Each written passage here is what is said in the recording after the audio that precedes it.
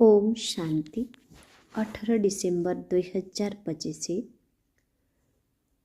परम शिक्षक परम सतगुरु श्री भगवान उवाच मीठे बच्चे बेहदर बाबा तुममानंकु ज्ञान द्वारा श्रृंगार करिबा पई आसिछन्ति।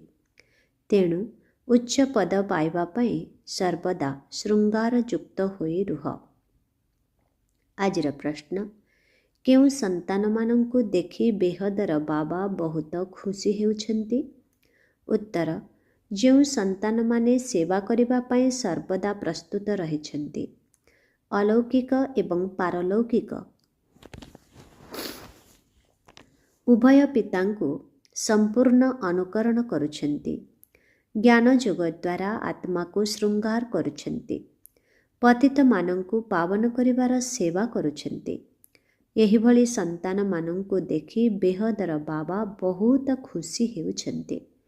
बाबा चाहुछन्ति मोर संतान माने परिश्रम करी उच्च पद पांतु। ओम शांति। रूहानी बाबा रूहानी संतान मानंकु कहुछन्ति, मीठा मीठा संतान माने जेपरि लौकिकरे संतान माने पितांकर प्रिय होइथांती, सेहिपरि बेहदर संतान माने मध्य बेहदर बाबांकर प्रिय अटंती। बापा पिलामानंकु शिक्षा एवं सावधानी देइथांती, जहाद्वारा कि पिलामाने उच्च पद पांतु। एहा ही पितांकर इच्छा थाए। सेहिपरि बेहदर बाबांकर मध्य एही इच्छा रहुछि। तेणु पिलामानंकु ज्ञान एवं जोगर अलंकार द्वारा सुसज्जित करुछन्ति। तुमको उभय पिता बहुत भल भावरे सुसज्जित करुछन्ति, जेपरिकि पिलामाने उच्च पद पांतु। अलौकिक पिता मध्य खुशी हेउछन्ति एवं पारलौकिक पिता मध्य खुशी हेउछन्ति। जेउमाने भल भावरे पुरुषार्थ करुछन्ति, सेमानंकु देखि गायन करा जाए, फॉलो फादर अर्थात बाबांकु अनुकरण कर। तेणु उभयंकु अनुकरण करिबाकु हेब। जणे हेले आत्मार पिता एवं अन्य जणे पुणी हेउछन्ति अलौकिक पिता। तेणु तुममानंकु पुरुषार्थ करी उच्च पद पाइबाकु पड़िब। तुमे माने जेतेबेले भट्टीरे थिल, सेतेबेले समस्तंकर मुकुट सहित फोटो उठा जाइथिला। बाबा तो बुझाउछन्ति लाइट्र कौनसी मुकुट न थाए। केवल पवित्रतार एक संकेत, जहाँकि समस्तंकु देउछन्ति।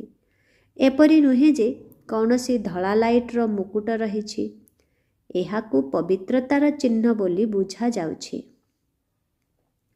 प्रथमे प्रथमे तुमे सत्य जुगरे रहुछ, तुमे ही थिल ना। बाबा मध्य कहुछन्ति आत्मा माने एवं परमात्मा अलगा रहिले बहु काल। तुमे संतान माने ही प्रथमे प्रथमे आसुछ, पुणी तुमको ही प्रथमे जीवाकु हेब। मुक्तिधामर द्वार मध्य तुमको खोलिबाकु हेब। तुम मानंकु बाबा दिव्य गुणरे सजाउछन्ति। कन्या बाप घरे जेपरि साधारण भावरे रही थाए, वर्तमान तुमको मध्य सेहिपरि साधारण भावरे रहिबाकु हेब। ना बहुत उच्च ना नीच। बाबा मध्य कहुछन्ति मु साधारण शरीर रे प्रवेश करुछि। कौनसी भी देहधारी को भगवान कुहा जाई पारिबो नाही। मनुष्यर सद्गति करि पारिबे नाही। सद्गति तो केवल गुरु ही दे पारिबे। मनुष्य 60 वर्ष परे वानप्रस्थ धारण करी गुरु करिथान्ति। यही प्रथा मध्य वर्तमानर कथा, जहा पुणी भक्ति मार्गरे चालुछि। आजिकाली तो छोटो पिलांकु मध्य गुरु कराई देउछन्ति। वानप्रस्थ अवस्था न आसिले मध्य अचानक मृत्यु होई जाउछि। सेथिपाई पिलामानंकु मध्य गुरु कराई देउछन्ति। जेपरि बाबा कहुछन्ति तुमे समस्ते आत्मा अट, संपत्ति नेबार हक समस्तंकर अछि। सेमाने कहि देउछन्ति गुरु बिना ठाब मिलिब नाही, अर्थात ब्रह्मरे लीन होई पारिब नाही। तुमको तो लीन हेबार नाही। एहा हेउछि भक्ति मार्गर कथा। आत्मा तो तारका सदृश बिंदु अटे। बाबा मध्य बिंदु ही अटंती। सेही बिंदु को ही ज्ञानर सागर बोली कुहा जाउछि। तुमे माने मध्य अति सूक्ष्म आत्मा अट। सेथिरे समस्त ज्ञान भरी दिया जाउछि। तुमे माने एबे संपूर्ण ज्ञान नेउछ। पास विथ ऑनर अर्थात सम्मानर सह पास हेउछ ना। एपरि नुहे जे शिवलिंग आकार परि बड़ अटे। आत्मा जेते बड़ परमात्मा मध्य सेतिकी बड़ अटंती। आत्मा अभिनय करिबा पाई परम धामरु आसुछि। बाबा कहउछंती मु मध्य सेहिठारु आसुछि, किंतु मोर निजर शरीर नाही। मु रूप अर्थात जोगु सिखाइला बाला अटे। बसंत अर्थात ज्ञानी मध्य अटे। परमात्मा रूप अटंती। तांक भितरे समस्त ज्ञान मध्य भरी होई रहिछि। सेथिपाई ज्ञानर वर्षा बरसुछंती, जहा द्वारा सबु मनुष्य माने पाप आत्मारु पुण्य आत्मा होई जाउछंती। बाबा गति एवं सद्गति उभय देउछंती। तुमे सद्गति को प्राप्त करुछ, बाकी समस्ते गति को अर्थात निज घर को चली जाउछंती। ताहा हेउछि शांतिधाम। आत्मा ही एही कान द्वारा सुनुछि। एबे बाबा कहउछंती मिठे मिठे शिखिला दे संतान माने तुम मानंकु एबे घर को फेरिबा को हेबो। सेथिपाई पवित्र निश्चय हेबा को पड़िबो। पवित्रता बिना केही भी आत्मा घर को फेरी पारिबे नाही। मु समस्तंकु नै जिबाकु आसेछि। आत्मा मानंकु शिवंकर बरजात्री बोली कुहा जाउछि। एबे शिव बाबा शिवालयर स्थापना करुछंती। पुणी रावण आसी बेश्यालय स्थापन करुछि। बाम मार्ग को बिकारी मार्ग बेश्यालय कुहा जाउछि। बाबांक पाखरे बहुत संतान अछंती, जे कि विवाह करी मध्य पवित्र रहुछंती। सन्यासी माने तो कहउछंती उभय एकाठी रही पवित्र रही पारिबे। ए कथा केबे संभव होई पारिबो नाही। एठारे बुझा जाउछि जे एथिरे बहुत लाभ रहिछि। पवित्र रहिबा द्वारा 21 जन्मर राजत्व मिलुछि। तेणु गोटिए जन्म पवित्र रहिबा कौनसी बड़ कथा नुहे। बाबा कहउछंती तुमे कामचिता उपरे बसी बिल्कुल कला होई जाइछ। श्रीकृष्णंक पाई मध्य कुहा जाए गोरा एवं श्यामल। श्याम सुंदर। वर्तमान एही कथा बुझा जाउछि जे कामचिता उपरे बसी श्यामल होई जाइछंती।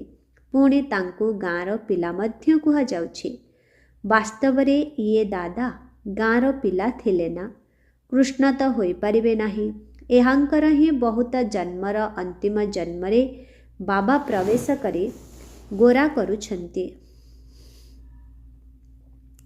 एबे तुम मानंकु एकमात्र बाबांकु ही स्मरण करिबाकु हेबो। बाबा आपण केते मिठा, केते श्रेष्ठ संपत्ति आपण देउछंती। आमको मनुष्यरु देवता मंदिर योग्य करुछंती। एहीपरि भावे निज सहित कथावार्ता हेबा उचित। मुख द्वारा किछि कहिबार आवश्यकता नाही। भक्ति मार्गरे आपणଙ୍କ सदृश प्रियतम को केते मने पकाई आसीछु। एबे आपण मिलिछंती। बाबा आपण तो सबुठारु मीठा अटंती। आपणଙ୍କୁ आमे काहींकी स्मरण न करिबु। आपणଙ୍କୁ प्रेमर शांतिर सागर बोली कुहा जाउछि। आपण ही वर्षा देउछंती। बाकी प्रेरणा द्वारा किछि भी मिली न थाए। बाबा तो सम्मुख को आसी तुम मानंकु पाठ पढ़ाउछंती। एहा पाठशाला अटे ना। बाबा कहउछंती मु तुमको राजा मानंकर राजा करुछि। एहा राजयोग अटे। एबे तुमे ब्रह्मलोक, सूक्ष्मलोक, स्थूललोक को जानिगलणी। एते छोट आत्मा देख किपरि अभिनय करुछि। ताहा मध्य पूर्व प्रस्तुत अटे।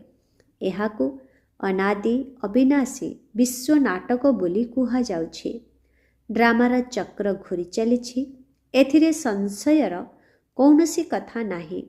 बाबा सृष्टिर आदि मध्य अंतर रहस्य को बुझाउछंती। ତୁମେମାନେ ସ୍ୱଦର୍ଶନ ଚକ୍ରଧାରୀ ଅଟ। ତୁମ ବୁଦ୍ଧିରେ ସମସ୍ତ ଚକ୍ରର ଜ୍ଞାନ ଘୁରୁଛି, ତେଣୁ ତାହାଦ୍ୱାରା ତୁମର ପାପ କଟି ଯାଉଛି। ବାକି ଶ୍ରୀକୃଷ୍ଣ କୌଣସି ସ୍ୱଦର୍ଶନ ଚକ୍ର ଚଲାଇ ହିଂସା କରିନଥିଲେ। ସେଠାରେ ତ ନା ଲଢ଼େଇର ହିଂସା ହେବ, ନା କାମ ବିକାର ରହିବ। ସେଠାରେ ସମସ୍ତେ ଡବଲ ଅହିଂସକ ହେବେ। ବର୍ତ୍ତମାନ ତୁମର 5 ବିକାର ସହିତ ଯୁଦ୍ଧ ଚାଲୁଛି। ବାକି ଆଉ କୌଣସି ଯୁଦ୍ଧର କଥା ହିଁ ନାହିଁ। ତେବେ ବାବା ଉଚ୍ଚରୁ ଉଚ୍ଚ ଅଟନ୍ତି, ପୁଣି ଉଚ୍ଚରୁ ଉଚ୍ଚ ଏହି ପ୍ରାପ୍ତି ଲକ୍ଷ୍ମୀ ନାରାୟଣ। ତେବେ ଏମାନଙ୍କ ସଦୃଶ ଶ୍ରେଷ୍ଠ ହେବାକୁ ପଡ଼ିବ। ତୁମେମାନେ ଯେତେ ପୁରୁଷାର୍ଥ କରିବ, ସେତେ ଉଚ୍ଚ ପଦ ପାଇବ। କଳ୍ପ କଳ୍ପ ତୁମର ସେହିଭଳି ପାଠପଢ଼ା ଚାଲିବ। ବର୍ତ୍ତମାନ ଯେତେ ଭଲ ପୁରୁଷାର୍ଥ କରିବ, କଳ୍ପ କଳ୍ପ ସେହିପରି କରି ଚାଲିବ। ଲୌକିକ ପାଠପଢ଼ା ଦ୍ୱାରା ଏତେ ପଦ ମିଳିପାରିବ ନାହିଁ ଯେତେ ଏହି ପାଠପଢ଼ା ଦ୍ୱାରା ମିଳୁଛି। ଏହି ଲକ୍ଷ୍ମୀ ନାରାୟଣ ସବୁଠାରୁ ଶ୍ରେଷ୍ଠ ଅଟନ୍ତି। ଏମାନେ ମଧ୍ୟ ମନୁଷ୍ୟ ଅଟନ୍ତି, କିନ୍ତୁ ଦୈବୀ ଗୁଣ ଧାରଣ କରୁଛନ୍ତି। ସେଥିପାଇଁ ଦେବତା କୁହାଯାଉଛି। ବାକି 8-10 ଭୁଜାଧାରୀ କେହି ନଥାନ୍ତି। ଭକ୍ତି ମାର୍ଗରେ ସାକ୍ଷାତକାର ହେଲେ ବହୁତ କାନ୍ଦିଥାନ୍ତି, ଦୁଃଖୀ ହୋଇ ବହୁତ ଲୁହ ଗଡ଼ାଇଥାନ୍ତି। ଏଠାରେ ତ ବାବା କହୁଛନ୍ତି ଲୁହ ଆସିଲେ ଫେଲ୍ ହୋଇ କୁହାଯିବ। ଅମ୍ମା ମରେ ତ ହାଲୁଆ ଖାଅ, ଅର୍ଥାତ୍ ଯିଏ ବି ଶରୀର ଛାଡ଼ନ୍ତୁ, ତୁମେମାନେ ଖୁସିରେ ରୁହ। ଆଜିକାଲି ତ ବମ୍ବେରେ ମଧ୍ୟ କେହି ରୋଗରେ ପଡ଼ିଲେ ଅଥବା ମୃତ୍ୟୁ ମୁଖରେ ପଡ଼ିଲେ ବିକେଙ୍କୁ ଡାକୁଛନ୍ତି ଯେ ଆସି ଶାନ୍ତି ପ୍ରଦାନ କର। ତୁମେ ବୁଝାଉଛ ଯେ ଆତ୍ମା ଗୋଟିଏ ଶରୀର ଛାଡ଼ି ଅନ୍ୟ ଗୋଟିଏ ନେଉଛି। ଏଥିରେ ତୁମର କ'ଣ ଯାଉଛି?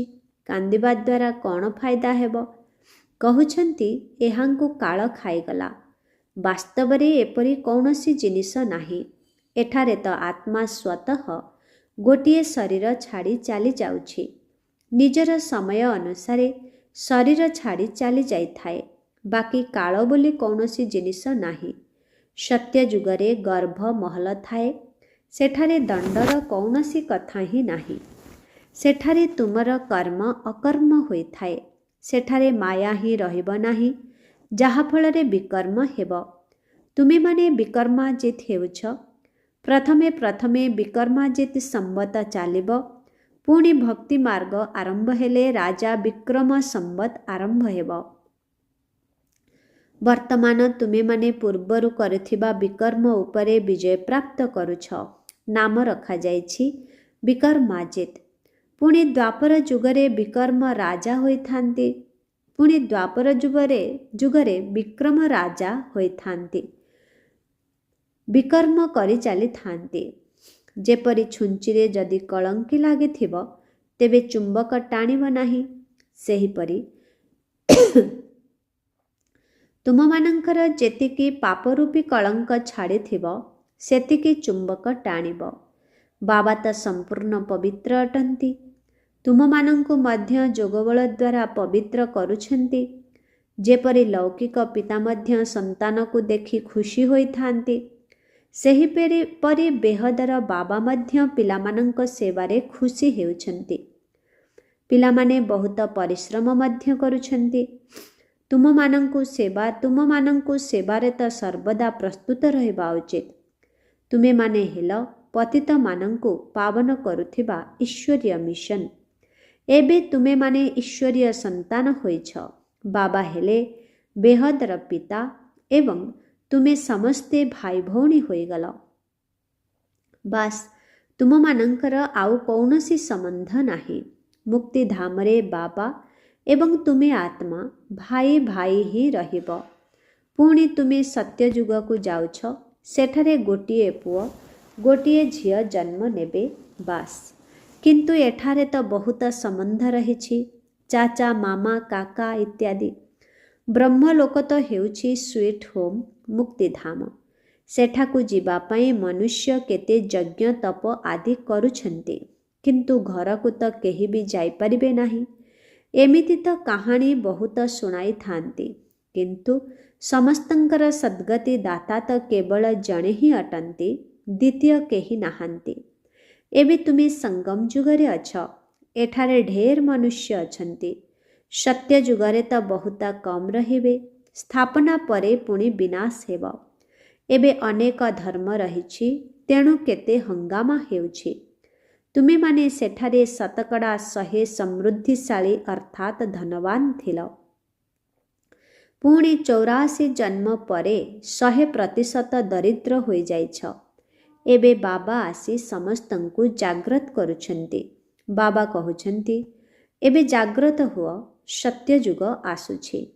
ସତ୍ୟ ବାବା ହିଁ ତୁମକୁ 21 ଜନ୍ମର ବର୍ଷା ଦେଉଛନ୍ତି। କେବଳ ଭାରତ ହିଁ ସତ୍ୟ ରାଷ୍ଟ୍ର ହେବାକୁ ଯାଉଛି। ବାବା ସତ୍ୟ ରାଷ୍ଟ୍ର ନିର୍ମାଣ କରୁଛନ୍ତି।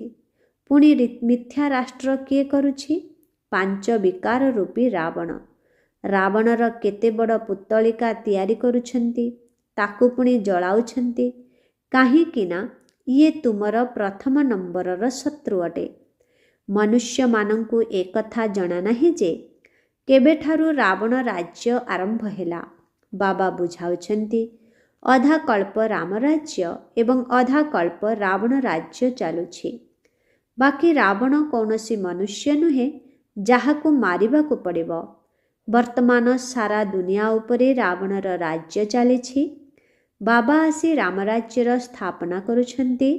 ତାପରେ ଜୟ ଜୟକାର ହୋଇଯାଉଛି। ସେଠାରେ ସର୍ବଦା ଖୁସି ରହିଥାଏ। ତାହା ହେଉଛି ସୁଖଧାମ। ଏହାକୁ ପୁରୁଷୋତ୍ତମ ସଙ୍ଗମ ଯୁଗ କୁହାଯାଉଛି। ବାବା କହୁଛନ୍ତି, ଏହି ପୁରୁଷାର୍ଥ ଦ୍ୱାରା ତୁମେ ଏହିପରି ହେବାକୁ ଯାଉଛ। ତୁମର ଚିତ୍ର ମଧ୍ୟ ତିଆରି କରାଯାଇଥିଲା। ଏଠାକୁ ବହୁତ ଆସିଥିଲେ, ପୁଣି ଶୁଣିଲେ, ଅନ୍ୟକୁ ଶୁଣାଇଲେ, ଶେଷରେ ପଳାଇଗଲେ। ବାବା ଆସି ତୁମମାନଙ୍କୁ ବହୁତ ସ୍ନେହର ସହିତ ବୁଝାଉଛନ୍ତି। ପିତା ଏବଂ ଶିକ୍ଷକ ସ୍ନେହ କରିଥାନ୍ତି। ଗୁରୁ ମଧ୍ୟ ସ୍ନେହ କରିଥାନ୍ତି। ସତଗୁରୁଙ୍କର ନିନ୍ଦୁକ କେଉଁଠାରେ ମଧ୍ୟ ଠାବ ପାଇପାରିବେ ନାହିଁ। ତୁମର ଲକ୍ଷ୍ୟ ଓ ଉଦ୍ଦେଶ୍ୟ ସମ୍ମୁଖରେ ରହିଛି। ସେହି ଗୁରୁମାନଙ୍କ ପାଖରେ ତ କୌଣସି ଲକ୍ଷ୍ୟ ଉଦ୍ଦେଶ୍ୟ ନଥାଏ। ତାହା କୌଣସି ପାଠପଢ଼ା ନୁହେଁ। ଏହା ତ ପାଠପଢ଼ା ଅଟେ। ଏହାକୁ ବିଶ୍ୱବିଦ୍ୟାଳୟ ସହିତ ଡାକ୍ତରଖାନା ମଧ୍ୟ କୁହାଯାଉଛି, ଯାହାଦ୍ୱାରା ତୁମେ ସଦା ସୁସ୍ଥ ଏବଂ ସଦା ସମ୍ପତ୍ତିବାନ ହେଉଛ। ଏହି ଦୁନିଆରେ ତ କେବଳ ମିଛ ହିଁ ରହିଛି। ଗାୟନ ମଧ୍ୟ କରୁଛନ୍ତି, ମିଛ କାୟା। ସତ୍ୟଯୁଗ ହେଉଛି ସତ୍ୟ ରାଷ୍ଟ୍ର। ସେଠାରେ ତ ହୀରା ଲୀଳାର ମହଲ ଥାଏ। ସୋମନାଥଙ୍କର ମନ୍ଦିର ମଧ୍ୟ ଭକ୍ତି ମାର୍ଗରେ ତିଆରି କରିଛନ୍ତି। ସେଥିରେ କେତେ ଧନ ଥିଲା, ଯାହାକୁ ପୁଣି ମୁସଲମାନମାନେ ଆସି ଲୁଟି ନେଲେ। ସେହି ଧନରେ ବଡ଼ ବଡ଼ ମସଜିଦ୍ ତିଆରି କଲେ। ବାବା ତୁମମାନଙ୍କୁ ଅସରନ୍ତି ସମ୍ପତ୍ତି ଦେଉଛନ୍ତି। ବାବା ଆରମ୍ଭରୁ ହିଁ ତୁମମାନଙ୍କୁ ସେସବୁର ସାକ୍ଷାତକାର କରାଇଛନ୍ତି। ଆଲ୍ଲା ଅବଲଦିନ ବାବା ଅଟନ୍ତି ନା। ପ୍ରଥମ ଧର୍ମ ସ୍ଥାପନ କରୁଛନ୍ତି, ତାହା ହେଲା ଦେବୀ ଦେବତା ଧର୍ମ। ଯେଉଁ ଧର୍ମ ନଥାଏ ତାହା ପୁନର୍ବାର ସ୍ଥାପନ କରାଯାଏ। ସମସ୍ତେ ଜାଣିଛନ୍ତି, ପ୍ରାଚୀନ ସତ୍ୟଯୁଗରେ ଏମାନଙ୍କର ହିଁ ରାଜ୍ୟ ଥିଲା। ତାଙ୍କ ଉପରେ ଆଉ କେହି ନଥିଲେ। ଦୈବୀ ରାଜ୍ୟକୁ ହିଁ ସ୍ୱର୍ଗ କୁହାଯାଉଛି। ଏବେ ତୁମେମାନେ ଏ କଥାକୁ ଜାଣୁଛ, ପୁଣି ଅନ୍ୟମାନଙ୍କୁ କହିବାକୁ ହେବ, ଯେପରି ସମସ୍ତେ ଜାଣିବେ। ପରେ ପୁଣି କେହି ଉଲଗୁଣା ଦେବେ ନାହିଁ ଯେ ଆମେ ଜାଣିପାରିଲୁ ନାହିଁ। ତୁମେମାନେ ସମସ୍ତଙ୍କୁ କହୁଛ, ତଥାପି ମଧ୍ୟ ବାବାଙ୍କୁ ଛାଡ଼ି ଚାଲିଯାଉଛନ୍ତି। ଏହି ଇତିହାସର ନିଶ୍ଚୟ ପୁନରାବୃତ୍ତି ହେବ। ବାବାଙ୍କ ପାଖକୁ ଆସିଲେ ବାବା ପଚାରିଥାନ୍ତି, ଆଗରୁ କେବେ ବାବାଙ୍କ ସହିତ ମିଶିଥିଲ? କହନ୍ତି, ହଁ ବାବା, 5000 ବର୍ଷ ପୂର୍ବରୁ ଆମେ ମିଶିବାକୁ ଆସିଥିଲୁ। ବେହଦର ବର୍ଷା ନେବାକୁ ଆସିଥିଲୁ। କେହି ଏଠାକୁ ଆସି ଶୁଣିଥାନ୍ତି, କାହାକୁ ପୁଣି ବ୍ରହ୍ମାଙ୍କର ସାକ୍ଷାତକାର ହୋଇଥାଏ। ତେଣୁ ତାହା ମନେ ପଡ଼ିଥାଏ ଏବଂ କହନ୍ତି, ଆମେ ତ ଏହି ରୂପ ଦେଖିଥିଲୁ। ବାବା ମଧ୍ୟ ପିଲାମାନଙ୍କୁ ଦେଖି ଖୁସି ହେଉଛନ୍ତି। ଅବିନାଶୀ ଜ୍ଞାନରତ୍ନରେ ତୁମର ଝୁଲାମୁଣି ଭରପୁର ହେଉଛି ନା? ଏହା ହେଉଛି ପାଠପଢ଼ା। 7 ଦିନର କୋର୍ସ କରି ଯେଉଁଠି ରହିଲେ ମଧ୍ୟ ମୁରଲୀ ଆଧାରରେ ଚାଲିପାରିବ।